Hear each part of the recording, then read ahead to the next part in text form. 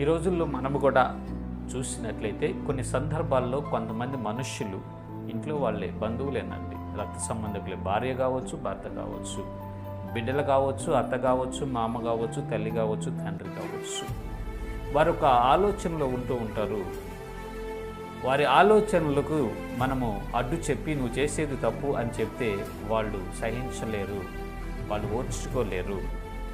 పైగా మనల మీద నెగిటివ్ థింకింగ్ చేస్తారు.